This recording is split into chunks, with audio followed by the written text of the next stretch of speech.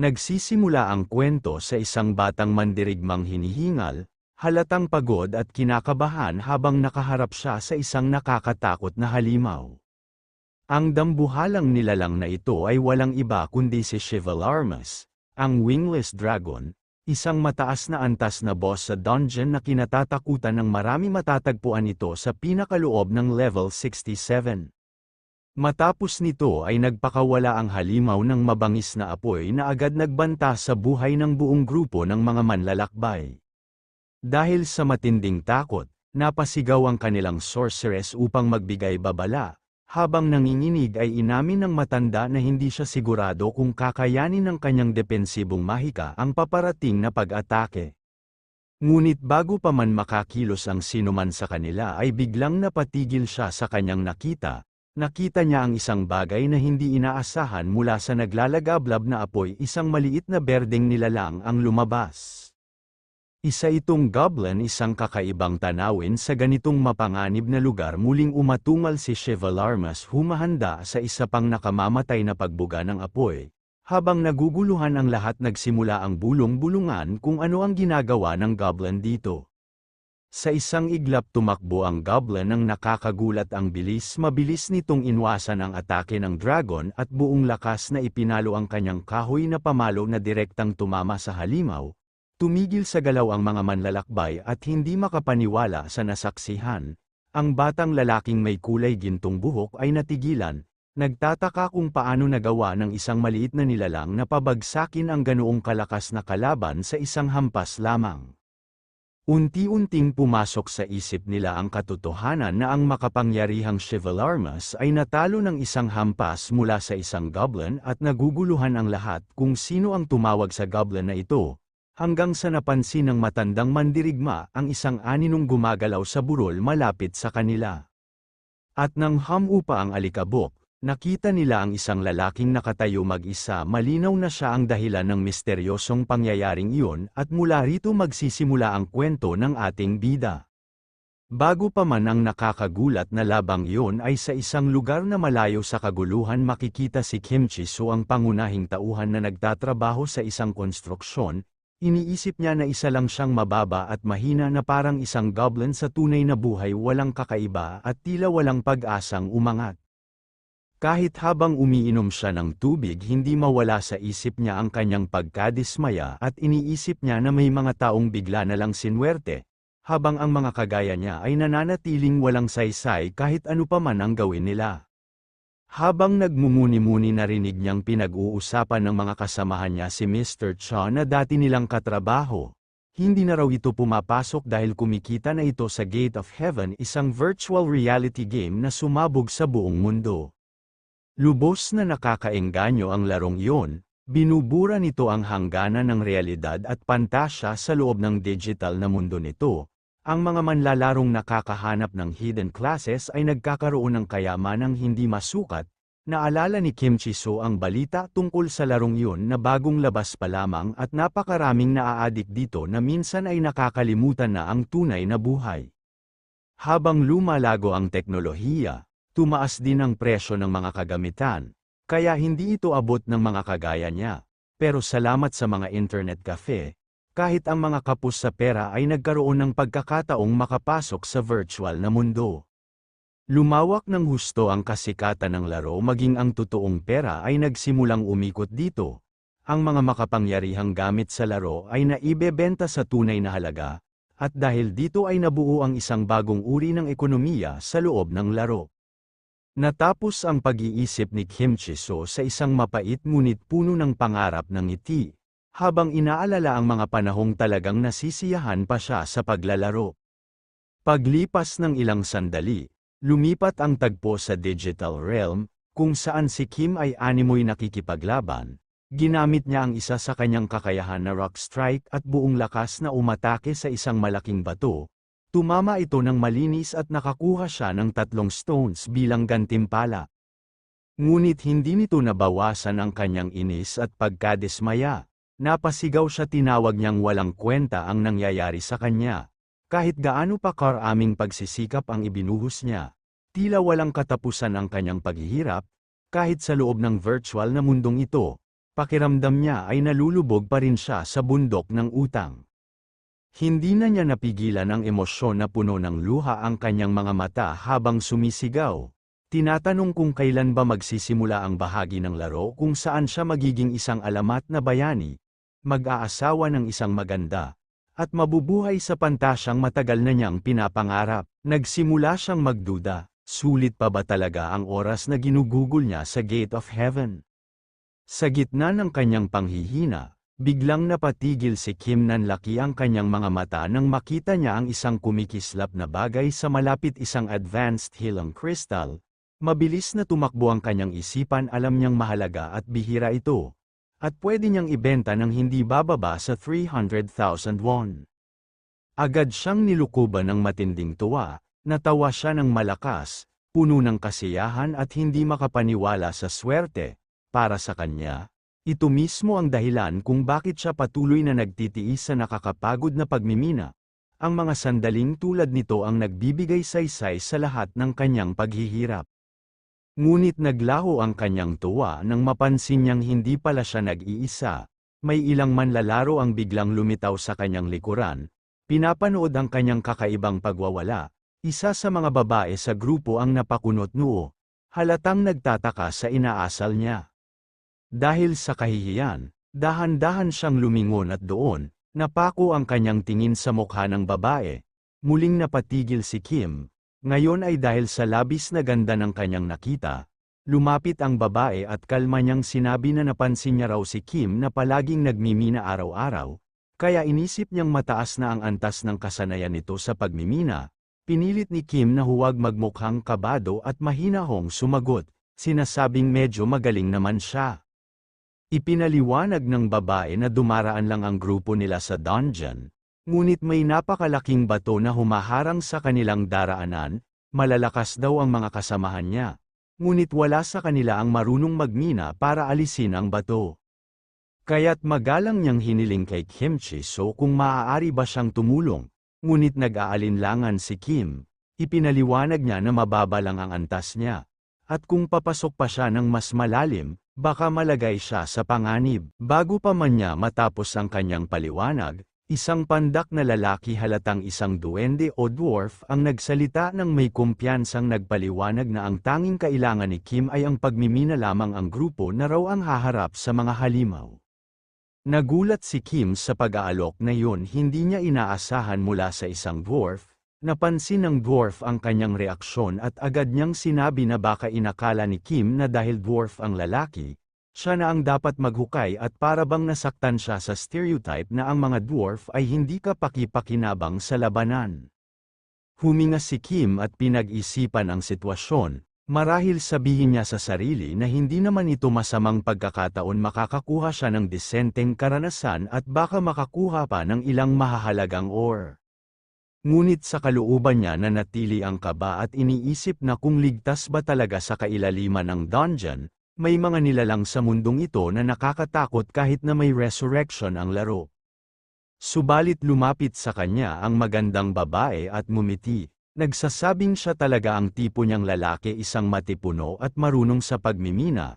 Kumabog ang puso ni Kim at hindi na niya napigilan ang sarili at pumayag siya.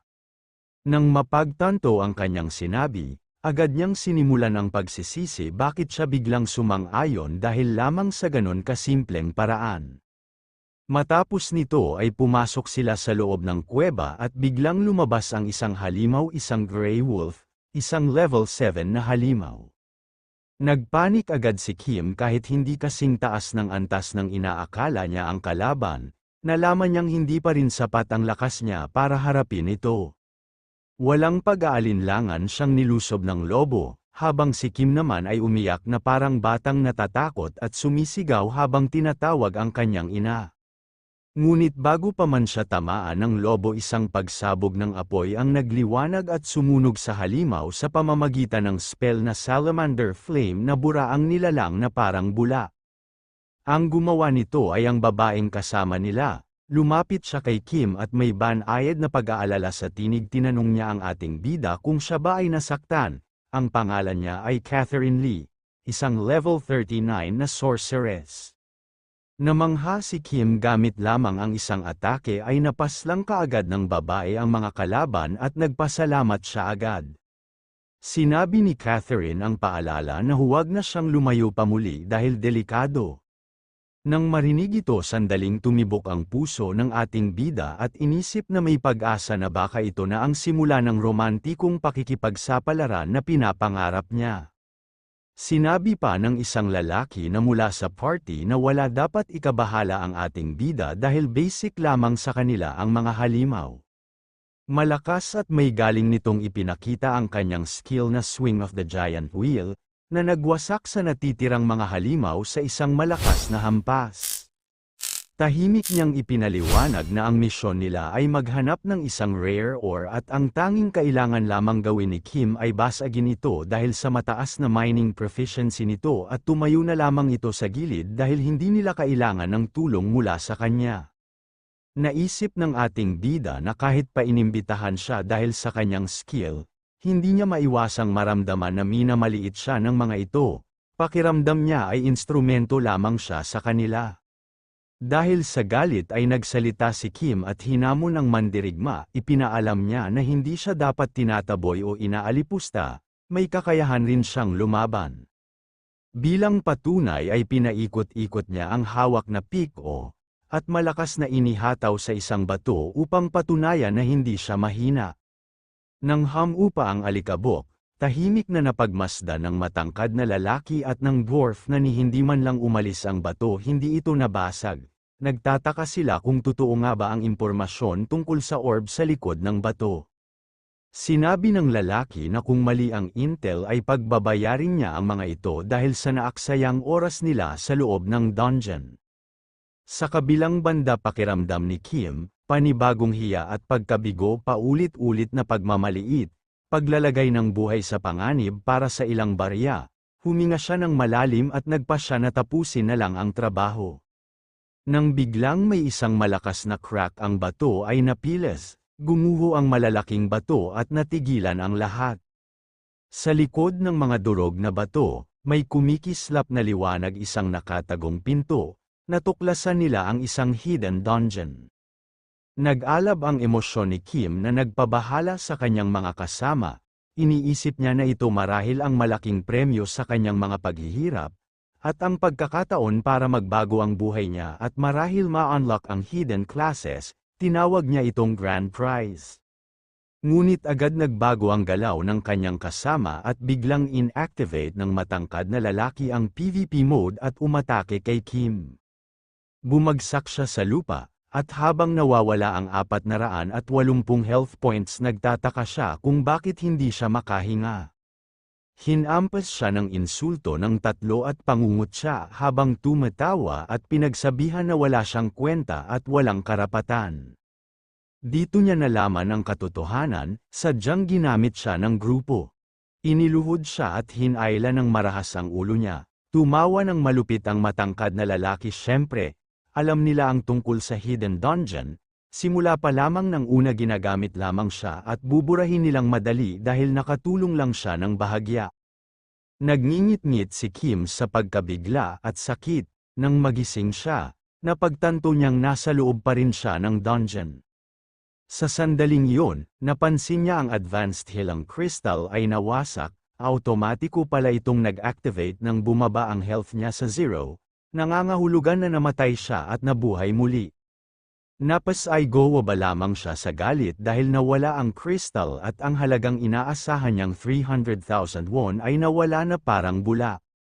Habang naglalagablab ang puot, napansin niya na bukas pa rin ang pinto ng hidden dungeon, napagtanto niya na hindi pa tapos ang dungeon raid. Dahil nawalan siya ng napakahalagang bagay, kailangan niyang maghiganti sa party na lumanlang at humamak sa kanya. Habang naglalagablab ang determinasyon mariin niyang sinabi na babaliktarin niya ang takbo ng lahat at babaguhin ang buhay niya. Sumugod siya patungo sa kumikislap na pinto nang may buong puwersa, ngunit pagpasok niya nagkaroon kaagad siya ng problema hindi pala pantay ang sahig, hindi niya ito nakita. Dahilan upang gamulong siya pababa dahil dito muling bumaba ang health niya. At nabawasan ng 80 points. Pagpasensyahan nyo na guys kung maraming pagkakamali sa mga salita, may sinusubukan lamang tayong ibang paraan para mas mapabilis nating ang pagre-recap at sanay maunawaan nyo. Kung nais nyong ipagpatuloy itong kwento hanggang sa latest chapter ay comment lamang dyan sa comment section. Huwag nyo rin kalimutan mag-like at mag-subscribe upang makatulong sa ating channel. Maraming salamat po. Nang magising si Kim Chi-soo, nakahiga siya sa malamig na sahig ng dungeon, madilim at tahimik at biglang tumigil ang tibok ng puso niya sa kaba nang maalala niya na nasa loob pala siya ng hidden dungeon, at ang health bar niya ay halos nasa 20 points na lang. Tumingala siya at namilog ang mga mata sa pagkabigla. Sa harap niya ay nakaupo ang isang napakalaking goblin na parang hari sa trono. Sa itaas nito, lumulutang ang isang label na nagsasabing Temple of the Goblins. Napakunot ang noo ng ating bida, medyo naiinis siya dahil akala niya ay ang secret dungeon ay dapat mapanganib at engrandi hindi lang puno ng goblin. Pero napansin niyang may kakaibang nangyayari, sobrang tahimik ang paligid. Tumingin siya sa paligid na kinakabahan, hinahanap kung nasaan ang party na lumanlang at nagkalulaw sa kanya. Hanggang may sumagi sa kanyang paanan, isang kamay na nakahandusay sa sahig. Dahil sa nakita ay napatigil siya at nanigas sa takot.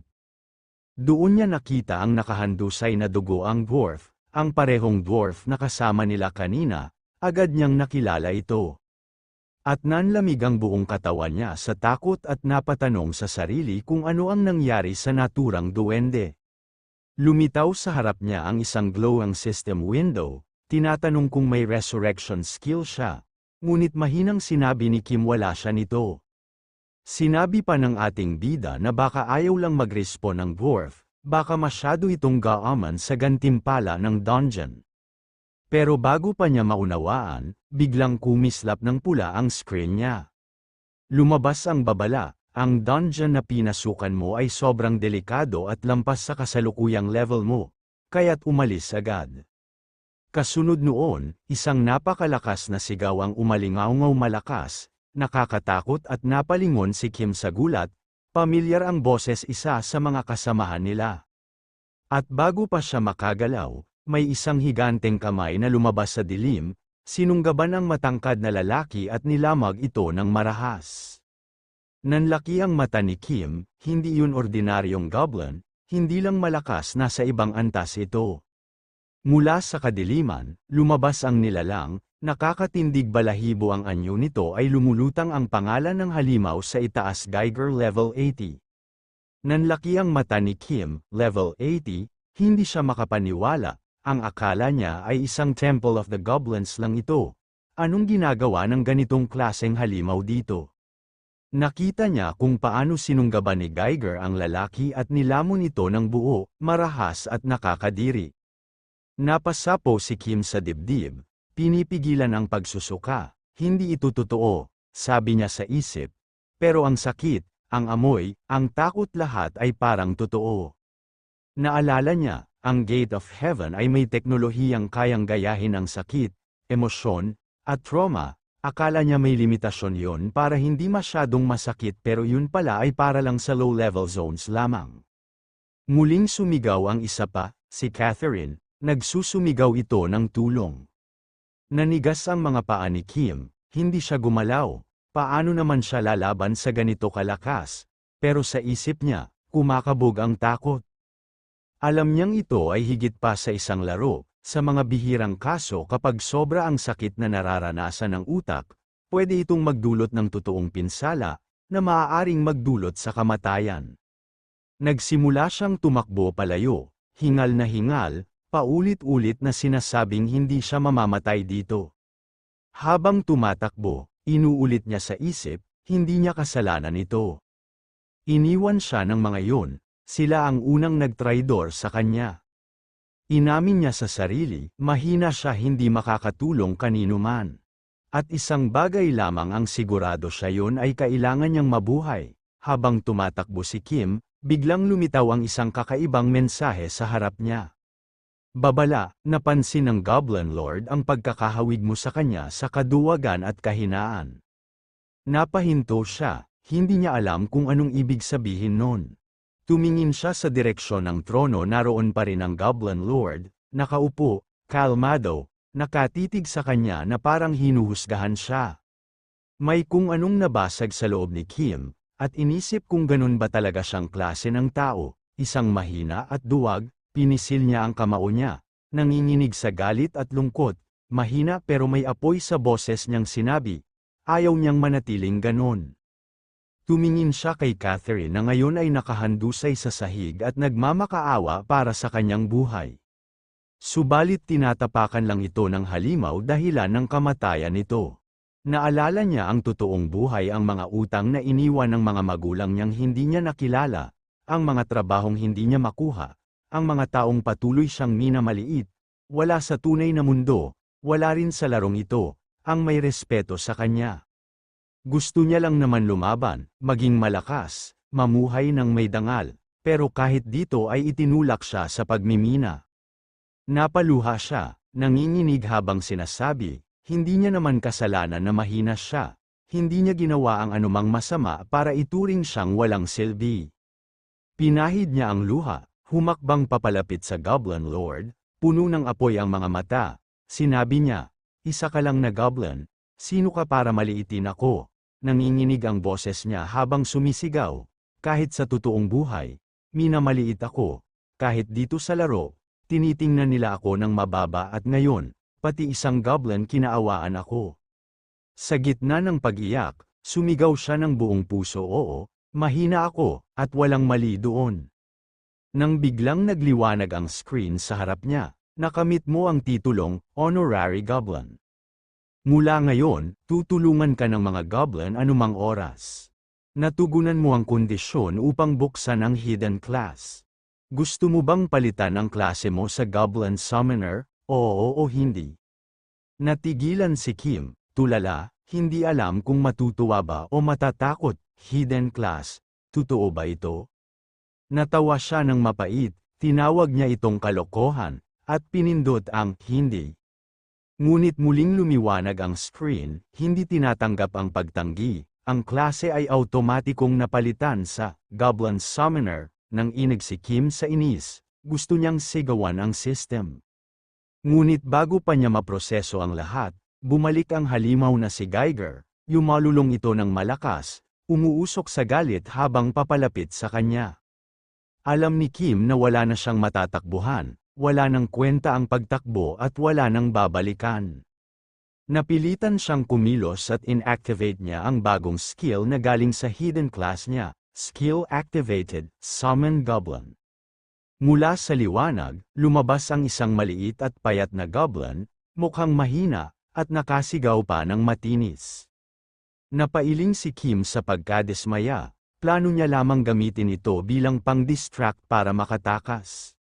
Inutusan niya itong umatake sa halimaw, sumisigaw pa ng, sige, kaya mo yan, sugurin mo. Pero laking gulat niya nang biglang umatake ang goblin ng buong bilis at lakas, sa isang iglap, tinamaan nito si Geiger ng napakalakas, lumabas ang damage number sa screen, damage, 100,000,000. Nang inig si Kim sa gulat, isang atake lang, bumagsak ang halimaw, nakatingin siya sa harap, tulala, hindi makapaniwala. Matapos nito sunod-sunod ang mga mensaheng lumabas, nadagdagan ang iyong karanasan ng 1,000,000 EXP. Nakamit mo ang bagong skills, Goblin Feeding, Goblin Walking. Ang iyong antas ay tumaas mula level 20 tungo sa level 31. Hindi makapaniwala si Kim sa bilis ng pangyayari. Ang goblin na akala niya ay mahina, ngayon ay umabot na sa max level. Sa kabilang banda sa totoong mundo, napanood ni Catherine ang huling eksena kung paano kinain ng halimaw ang kasama niyang matangkad na lalaki habang naka-headset. Nanlaki ang mata nito, napasigaw ng walang tigil. Nanginginig sa takot, tinanggal ng staff ang headset sa kanya sa gulat. Habang tinitingnan nila si Catherine, napansin nilang putla ito at nanginginig. Nasira ang isip niya dahil sa sobrang trauma. Wala nang balak bumalik si Catherine sa laro at tuluyan na siyang nagretiro. Habang si Kim, sa loob ng laro, ay nakatingin sa goblin niya na patuloy na pumapatay ng mga halimaw sa isang iglap. Milyon-milyon ang damage sa bawat atake, Sunod-sunod ang notification sa screen. Napangiti si Kim habang pinupulot ang mga loot mana stones, wolf claws, at iba pang valuable items.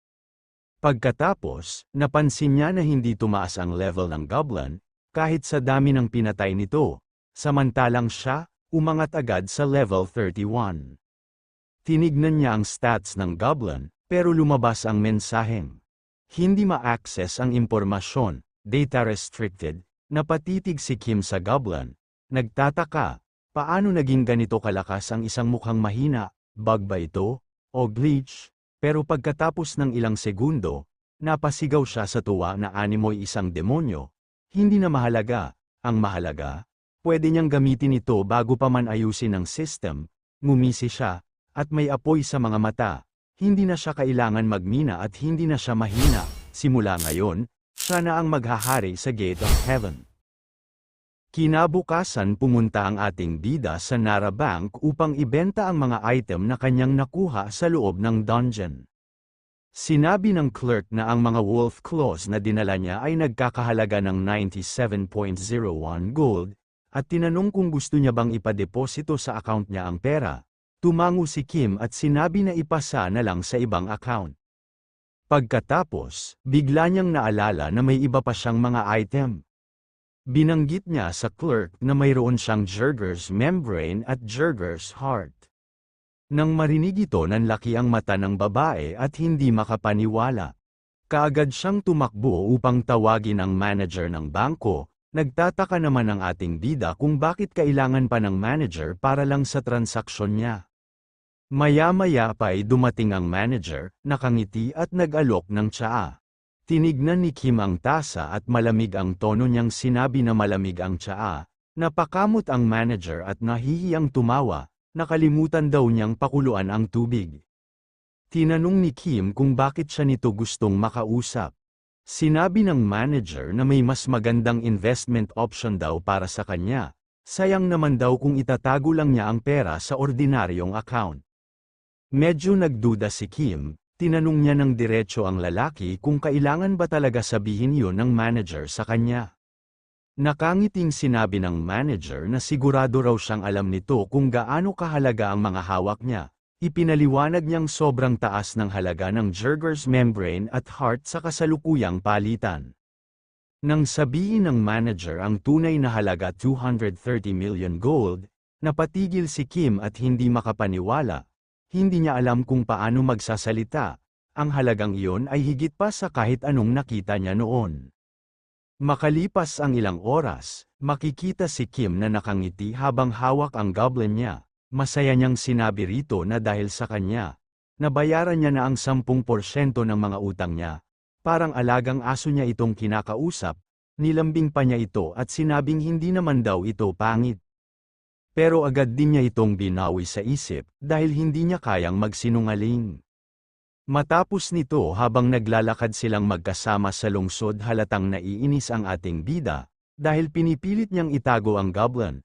Pero hindi niya ito maunsaman, nagsimula itong sumigaw ng malakas, na lubos na nakakaagaw ng atensyon ng mga tao sa paligid. Pinagtatawanan sila ng mga tao, nagtatanong kung bakit may ganito raw kabigang summon sa gitna ng city. Dahil sa mga naririnig ay namula si Kim sa kahihiyan na para bang gusto ng kainin ng lupa. Ang masakit pa dito ay inaakala ng ilang tao na si Kim mismo ang goblin dahil magkahawig daw sila. Nagdilim ang mukha niya sa galit at pinilit niyang itaboy ang goblin palayo. Pero biglang may isang tao na hamarang sa goblin dahilan upang mabangga niya ito. Sa sandaling yun sinabi ng lalaki kung bakit may goblin daw na gumagala ng malaya sa loob ng lungsod. Nagsimula ang bulungan sa paligid at tinatawag nila ang lalaki bilang Patton the Destroyer ng Eviton Guild. Maging ang ating bida ay alam na hindi ordinaryong tao ang nasa harap nila. Kinakabahan siya sa mangyayari dahil mukhang walang magandang dulot ang lalaki. Kaagad niyang ipinaliwanag na hindi hostile ang goblin. Pero hindi siya pinakinggan ni Patton sa halip bigla nitong inatake ang goblin. Ngunit bago pa man tamaan ay umatake ang goblin at nagpakawala ng counter-attack. Dahilan upang magtamo ito ng malaking pinsala at ikamatay nito, matapos nito'y lumabas ang isang screen. PK Mode Activated Pain Limit, Active, pinipigilan ang pang-aapi ng mas mataas na level sa mababa. Tumahimik ang paligid at naiwang tulala ang lahat, walang makapaniwala na isang maliit na goblin ang nakatalo sa isang katulad ni Patton.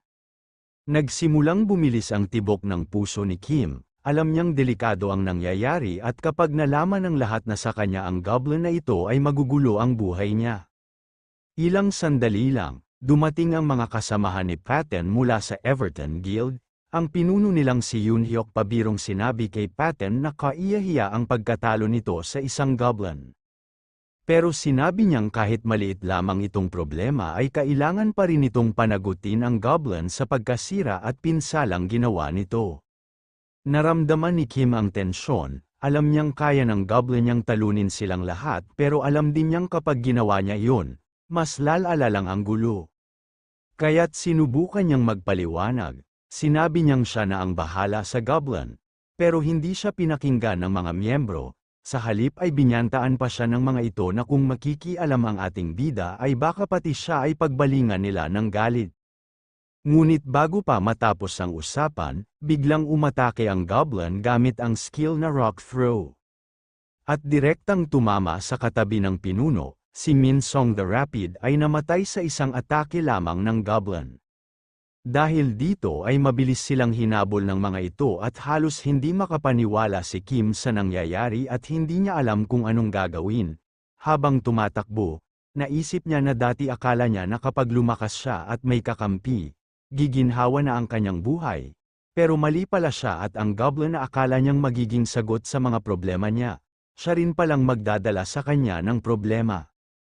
Habang abala sa pagtakbo ang ating bida, biglang may lumitaw na matandang lalaki sa isang pintuan, mabilis nitong sinabi na sumunod siya sa kanya at wala ng oras para magpaliwanag. Dahil sa kaba, sumunod kaagad si Kim, pero ang hindi niya alam na isa lamang itong patibong. Nang makapasok sila mabili inilabas ng matanda ang kanyang sandata, ang matanda ay si Seng Ryul the Trickster, sabay sabi na ito raw ang landas papunta sa kamatayan, napatakbo si Kim dahil hindi niya inaasahan na may plano pala sa kanya ang matanda. Nang biglang lumabas ang isang screen at sinabing congratulations, nakamit mo ang papuri ng Goblin Lord dahil ginamit nito ang katusuhan upang pumislang ng kalaban, napasigaw siya sa galit. Pinaliwanag nito na hindi naman niya kagustuhan ang ginawa ng hangal niyang alaga. Bigla niyang naalala ang mga salita ng Goblin Lord noon na isa siyang mahina at duwag dahil sa pag-iwan nito sa kanyang mga kasama sa dungeon, ngayon naman ay tinatawag siya ng system na isang tuso. Hindi niya maintindihan kung bakit ganito ang trato sa kanya, naiinis niyang iniisip na hindi niya kasalanan ang nangyari at ang mga ito ang unang nagtaksil sa kanya. Saad pa ng ating bida na pagod na siyang ituring na mahina, babaguhin niya ang lahat at maghihiganti siya sa parteng nagtaksil sa kanya at maging sa mga taga-Everton Guild na humahabol sa kanya. Kaagad niyang sinabi sa hangal niyang alaga na hindi na siya papayag na maliitin at tawagin mahina ng ibang tao, sabay ngumisi ang magkamukha at winikang wawasakin nila ang Everton Guild. Samantala, dalawang miyembro ng guild ang tumatalon sa mga bubungan, sinusundan ang ating bida at ang kanyang goblin. Lumingon si Ji-hoon sa kasama niyang si Inek the Shadow at nagtanong. Mas mahigit, kailangan mo pa bang sumama sa ganitong simpleng mission? Kaya ako naman ito mag-isa. Pero binalaan siya ni Inek na huwag maliitin ang goblin. Kahit si Patton na pinakamahinang miyembro ng guild, napatumba ito ng goblin sa isang hampas lang.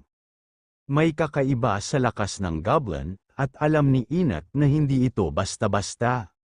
Habang nag-uusap sila, isang malakas na sigaw ang umalingaw-ngaw mula sa ibaba. Huminto sina Inek at Ji-hoon, bakas sa mukha nila ang pagkabigla. Pagtingin nila, nakita nila ang guildmate nilang si Sun Grill, ang tinatawag na The Conang, na inihagis pababa ng marahas. Nanlumo si Inek sa nakita, at bago pa siya makagalaw, biglang lumitaw sa likod nila ang goblin. Ramdam ni Enoch ang malamig na kilabot sa likod niya. Mabilis siyang umatake, buong lakas, pero laking gulat niya nang walang epekto ito. Ni hindi man lang gumalaw ang goblin, doon niya napagtanto, hindi ito ilusyon, totoo ang halimaw na ito. Ang kapangyarihan nito ay tunay at nakakatakot, bumuhos ang takot kay Enoch, alam niyang delikado ang sitwasyon, baka ito na ang katapusan niya. Agad na naghanda ang goblin upang umatake, pero bago pa man ito tumama sa kanya ay nasalag niya ito. Bagamat naharangan niya ang pag-atake, nanginginig siya sa takot, at hindi makapaniwala, ramdam niyang may kakaiba sa goblin. Mula sa likod, sumigaw si Jihan ng may galit, mas mahigit, bakit ka nakatayo lang dyan, goblin lang yan. Sinubukan ni Enoch pakalmayan ang sarili, sinabing maliit lang na halimaw iyon. Pero habang tumatagal, lalo siyang kinakabahan, paano nakakadil ng milyon-milyong damage ang ganitong itsurang mahina. May daya ito, kakaiba, kaagad niyang inactivate ang skill na Absolute Evil. Isang malakas na ability na nagpalakas sa kanya ng husto. Bagamat bumagal ang kanyang bilis ng 70%, nadagdagan naman ng 100% ang kanyang critical hit. Si Jihun naman ay nakatingin sa kanya na parang hindi makapaniwala. Mas mahigit, bakit mo ginagamit yan sa isang goblin lang? Ipinaliwanag ni Enoch na auto-triggered skill ito, isang safety measure kapag nasa bingit ng kamatayan. Pagkatapos, pumosisyon siya sa reverse fist stance. Isang stance na nagpapalakas ng 30% attack power pero binabawasan ng 50% ang critical hit chance. Ramdam nilang pareho, delikado na talaga ang laban.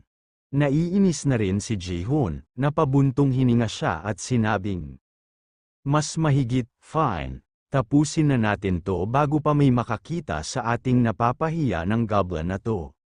Pagkasabi noon, inactivate niya ang special archer skill na Storm Arrows. Isang malakas na ability na nag-aalis ng lahat ng slowing effect sa paligid.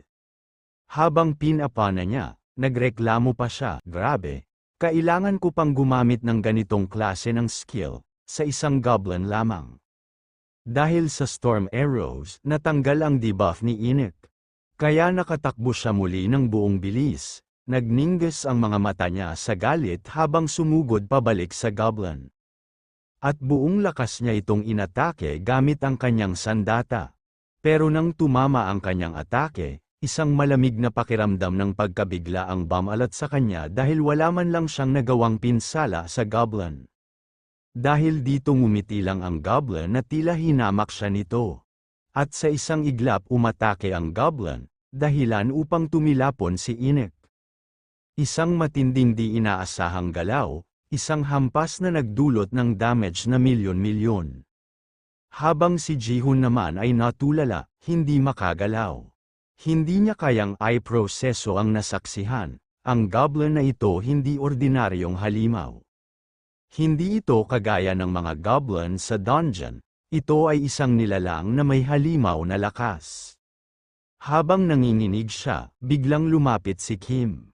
Ako ang tumawag sa goblin na yan, mahina pero madilim ang tono ng boses niya. Napatigil si Jihun, ang gulat at takot sa mukha niya ay napalitan ng takot at pagkalito. Lahat ng akala niyang alam niya, biglang nag-iba, hindi na lang ito laban sa isang goblin. Ngayon, harap-harapan na siyang kalaban ni Kim at ng halimaw na tinawag niya. Sa harap niya, tumatawa ng kakaiba ang goblin, hindi makapaniwala si Jihun. Paano nagkaroon ng ganitong kapangyarihan ang isang goblin? Si Enoch nga, isa sa pinakamalakas sa Everton Guild. Pero tinalo lang ng nilalang na ito na parang wala lang. Lumapit si Kim, ang mga mata ay kumikislap sa kabaliwan. Ngumiti siya ng malamig, hindi mo na kailangang malaman, basta ang alam mo, galit ako ngayon. Kinabahan si Jihun, ramdam niya ang tindi ng tensyon. Tinawag niya si Kim nang nanginginig ang boses, anong gusto mong mangyari, ano bang ginawa ko sa iyo? Ngumiti si Kim, na animoy isang manyakas, kasalanan mo to, sabi niya, ikaw ang nagsimula nito. Nang inig si Ji-hoon sa mga salita niya, isa kang bastos, sigaw niya. Napagtanto ni Kim kung gaano kalala ang tunog ng mga sinabi niya, kaya mabilis siyang nagpalusot, hindi mo naiintindihan, hindi ganun yun, ikaw ang unang umatake kaya nagalit kami ng goblin ko. Pero lalo lang siyang pinasigaw ni Ji-hoon sa takot, naiinis si Kim, namumula ang mukha sa hiya at inis, hindi na niya alam kung paano aayusin ang gulo, kaya lumingon siya sa goblin at sumigaw, patahimikin mo siya. Habang nagkakagulo, narinig ng mga tao sa paligid ang sigawan sa bubungan. Isa sa mga nakakita ay tumuro at sumigaw, sila yun, yung mga nakita natin kanina. Nang marinig ito ay nanlaki ang mata ni Kim, unti-unting nagtipon ang mga tao sa ibaba at naramdaman niya ang kaba. Kung malaman ng mga tao na siya ang summoner ng goblin, tiyak ang kanyang kamatayan. Kaya't kaagad niyang sinabi sa goblin, pakawalan na nito ang babae. Pero nagpanik ang mga tao, ang goblin, siya ang pumatay sa Everton Guild. Sigaw ng isa, ngayon, papatayin na rin niya yung babae, natatakot sila na baka sila na ang susunod. Humigpit ang dibdib ni Kim, hindi ganito dapat ang mangyari. Hindi niya sinasadyang lumala ang sitwasyon, kaya sumigaw siya sa goblin. Tama na, huwag mo siyang sasaktan, habang ang mga tao sa ibaba ay nakamasid. Hindi makapaniwala sa narinig. Grabe, sigaw ng isa. Kaya niyang utusan ang goblin, isa pa ang sumigaw. Ang tapang niya, beginner lang yan pero humaharap sa halimaw. Nagulat ang ating bida, ang inasahan niyang takot at galit mula sa mga tao ay, biglang napalitan ng paghanga, tumahimik siya saglit, naguguluhan. Ha? Nag-cheer sila, sa halip na pagtawanan siya. Nagsisigawan pa ang mga tao, kaya mo yan, ikaw ang hero, patumbahin mo ang goblin. Nang mapagtanto ni Kim ang sitwasyon, napangiti siya hindi sa tuwa, kundi sa pagkalito at saya na halong kabaliwan. Hindi nila alam na siya ang tumawag sa goblin, akala nila, nililigtas niya si Ji-hoon. Hero, ako, bumuo ang ngiti sa labi niya, sa isip niya, nagsimulang umikot ang isang eksena. Ang mga tao, humahanga sa kanya, si Ji-hoon, nakatingin sa kanya na may pag-asa at pasasalamat. Sa imahinasyon niya, hinaharap niya ang goblin at sinasabing, "Your time is up," ngunit sa totoo, baliw ng ngiti na ang meron sa mukha niya. Ang ideya na maging bayani kahit sa maling dahilan, ay parang lason na nakakaadik. Lumapit siya kay Ji-hoon, mabagal, malamig ang titig. Gusto mong mamatay katulad ng mga kasamahan mo, bulong niya. Manumpa ka, manahimik ka tungkol sa akin at sa goblin, at pakakawalan kita. Agad siyang tumango, takot na takot. Oo, hindi ko sasabihin kahit kanino.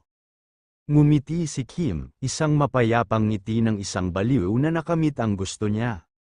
Tapos bigla niyang sinigawan ang goblin, ikaw, tigilan mo ang pag-atake sa mga inosente. Ako na ang magpaparusa sa'yo, nagulat ang mga tao. Ngayon ay iniisip na isa siyang hero na ipinagtatanggol ang mga tao. Inactivate niya ang skill na Goblin Walk, biglang lumitaw ang mga kadena ng liwanag sa leeg ng goblin. Hinatak niya ito pababa, buong lakas. Hindi kita mapapatawad, sigaw niya. Habang pinupuwersang hilahin ang goblin sa lupa, namangha ang mga tao sa ginawa niya. Inakalang iyon ay isang bihirang kakayahan na tinatawag na Chains of Light. Iniisip ni Kim na ordinaryo lang ang kakayahan niya. Isang kasanayang pagpapalakad sa goblin na parabang aso.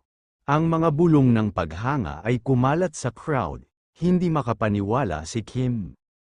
Pinupuri siya dahil sa pagpapanggap, habang hinahatak niya ang goblin.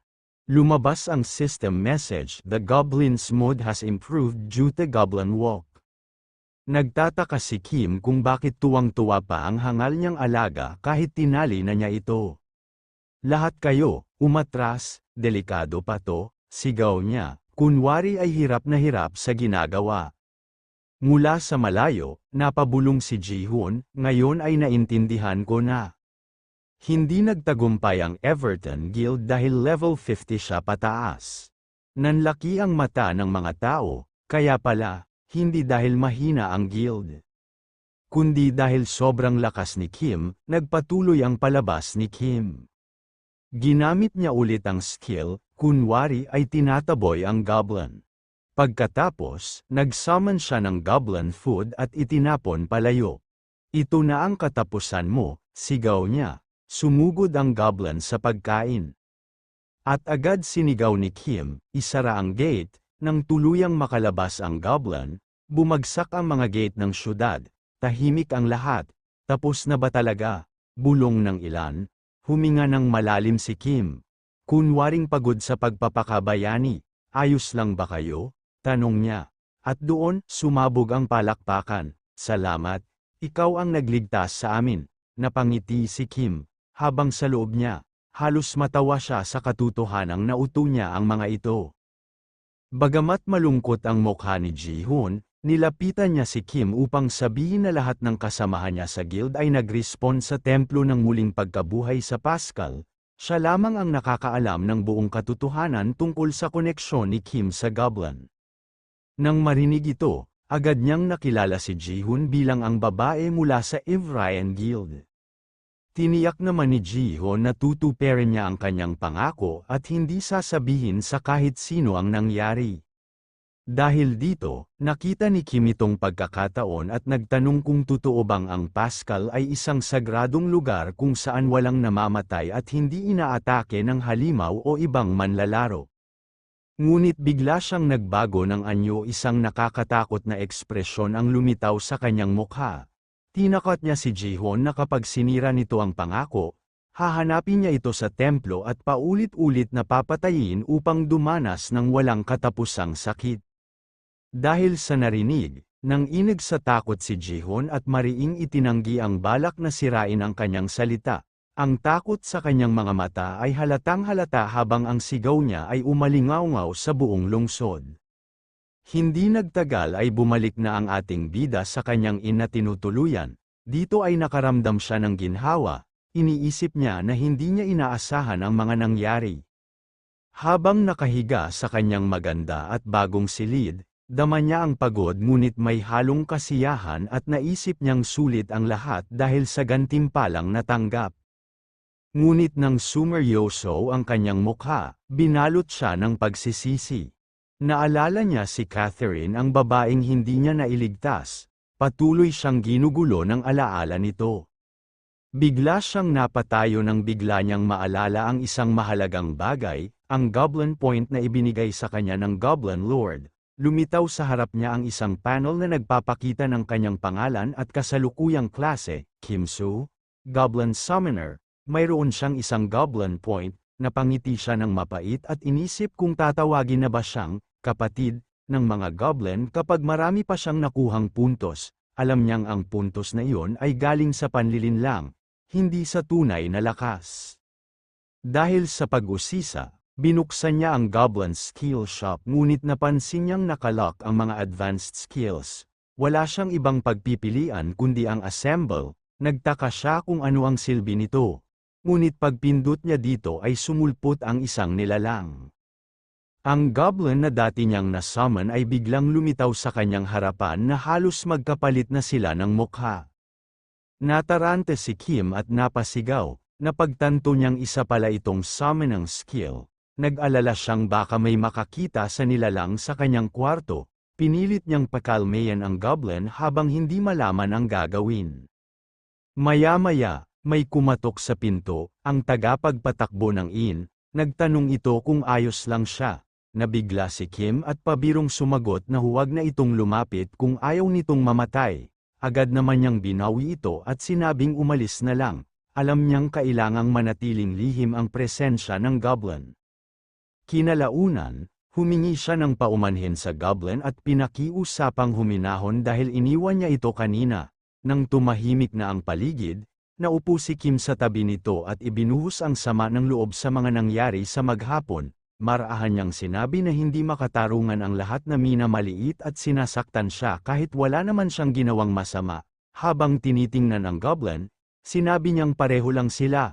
Tumugon naman ang goblin sa isang mahinang ungol na tila pagsang-ayon. Saad pa ni Kim sa sarili na punong-puno ng masasamang tao ang mundong ito.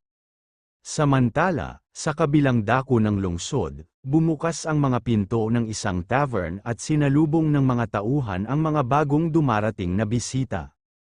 Sa loob ng tavern, ilang miyembro ng Everton Guild ang nakaupo sa isang mesa. Isa sa kanila ang biglang tumuro sa pinto at nagsabing yun daw ang bastos na lalaki mula kahapon. Natarante si Kim at mahina niyang inamin na siya ngayon. Idinagdag niya na siya ang nagligtas sa isang miyembro ng Everton Guild. Bagamat hindi siya mapakali sa dami ng tao sa paligid lalo na't wala sa tabi niya ang goblin. Dahil sa narinig, tumitig si Yoon Hyuk, ang tinaguriang Harbinger of Death ng Everton Guild. Sinabi niya na wala naman talagang dahilan para tulungan sila ni Kim matapos ang nangyari ngunit nagpasalamat pa rin siya sa malamig at nakakatakot na tinig. Dahil dito, natakot si Kim at halos magmakaawa na huwag siyang pasalamatan habang ganoon ang tingin. Sinabi ni Yoo Hyuk kay Ji-yeon na wala naman itong kailangang ipag-alala at umupo na ito. Wala naman daw sa anyo ni Kim ang gustong makipag-away. Gayunpaman, alam niyang niloloko lamang sila ni Kim, dahil tinatago nito ang katotohanan tungkol sa goblin. Matapos nito umamin si Kim na tinulungan niya sila kahit sinubukan nila siyang patayin noon, dahil may kailangan siya sa kanila. Saad ni Yoon Hyuk na tama si Kim sa pagiging tapat at inamin niyang may utang na loob sila dito. Ipinangako niya na ang Everton Guild ay hindi nakakalimot ng kabutihan at tutulungan nila siya sa abot ng makakaya.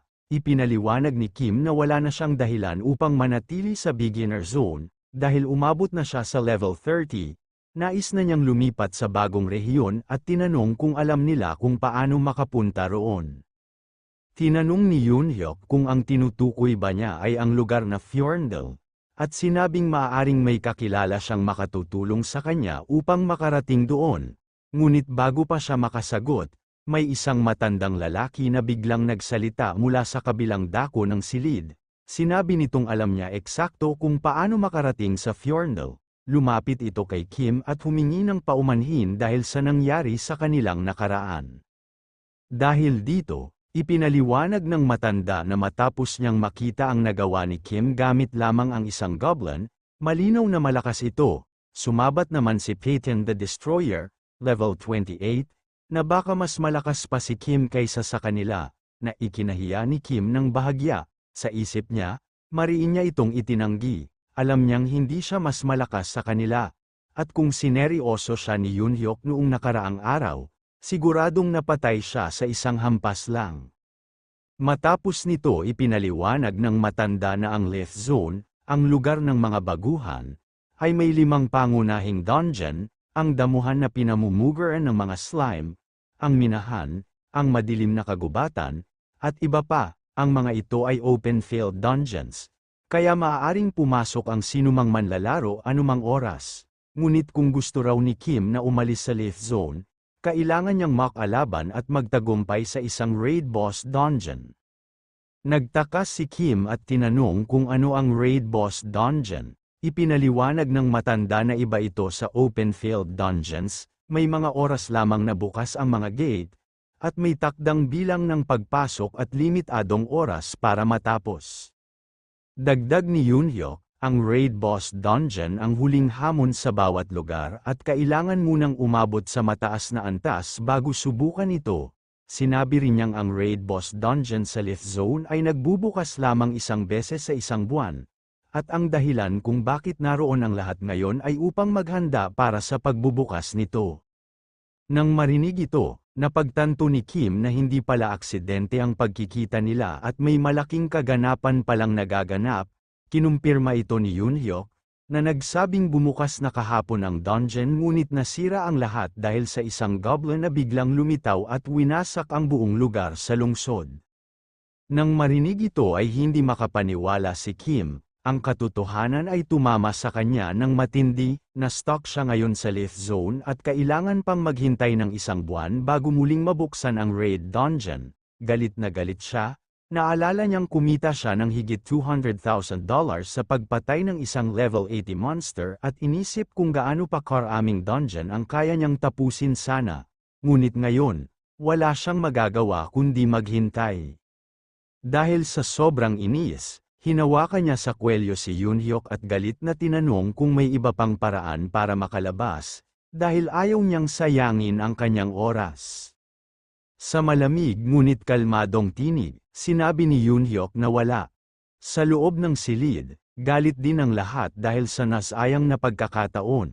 Dahil dito sinabi ni Yoonhyuk na bayad na ang utang nila kay Kim, agad nagsimulang maghanda ang Everton Guild upang umalis.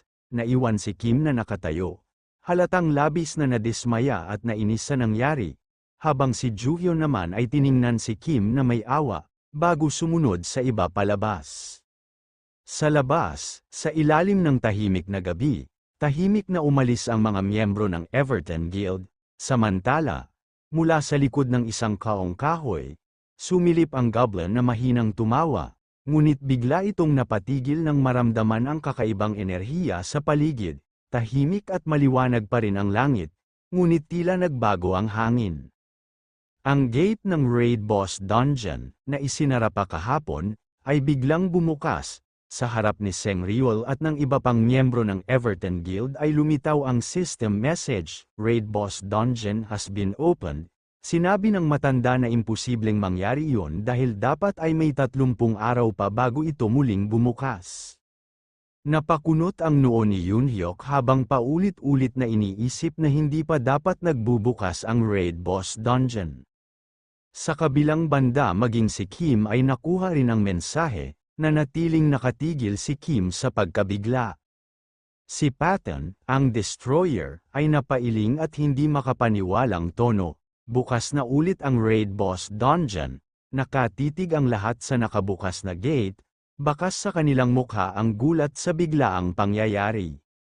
Tinanong ni Yoonhyuk ang matandang lalaki kung may ibang tao pa sa loob ng dungeon, sumagot ito na wala, dahil ang team na nakatapos kahapon ay nakalipat na sa susunod na lugar.